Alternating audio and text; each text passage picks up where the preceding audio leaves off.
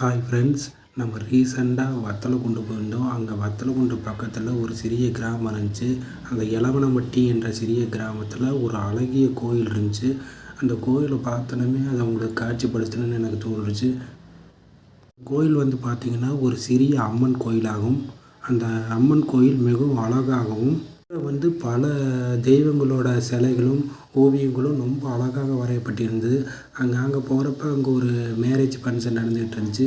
சரின்னு நம்ம அதை கலந்துக்கிட்டு பின்ன அந்த ஓவியங்களும் சிலைகளையும் உங்களுக்கு காட்சிப்படுத்தலாங்கிறதுக்கு தான் நான் போய் பார்த்தேன். ரொம்ப அழகாக இருந்தனால தான் உங்களுக்கு சரி காட்சிப்படுத்தலாம் அப்படின்னு வாங்க பார்க்கலாம். கோயிலோட உள்ளே பார்த்தீங்கன்னா முருகன் ஓவியம், சிவன் மற்றும் அங்கே ஆடு மேய்ப்பது போன்றும் ஓவியங்கள் நல்லா வரைஞ்சிருந்தாங்க. பின் அம்மன் ஆகிய காஞ்சி காமாட்சி, மதுரை மீனாட்சி போன்ற அம்மன் ஓவியங்களும் மிகவும் அழகாக வரைஞ்சிருந்தாங்க. அதை பார்க்குறதுக்கு ரொம்ப அழகாக இருந்துச்சு.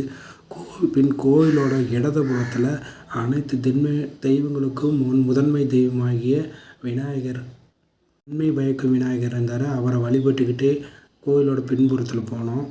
கோயிலோட சைடில் பார்த்தீங்கன்னா விநாயகர், நாரதர், விஷ்ணு, அம்பாள் ஆகிய ஓவியங்களும், திருப்பதி வெங்கடாஜலபதி ஓவியம் பார்க்கறதுக்கே மிகவும் ரொம்ப அழகாக இருந்தது. அதை அப்படியே உங்களுக்கு காட்சிப்படுத்துகிறோம். தொடர்ந்து கருப்பணசாமி குதிரை சவாரி வருவது போன்றும் ஓவியங்களும் மிக அழகாக வரைஞ்சிருந்தாங்க. அதையும் உங்களுக்கு காட்சிப்படுத்துகிறோம். கோயிலோட வெளிப்புறத்தில் பார்த்தீங்கன்னா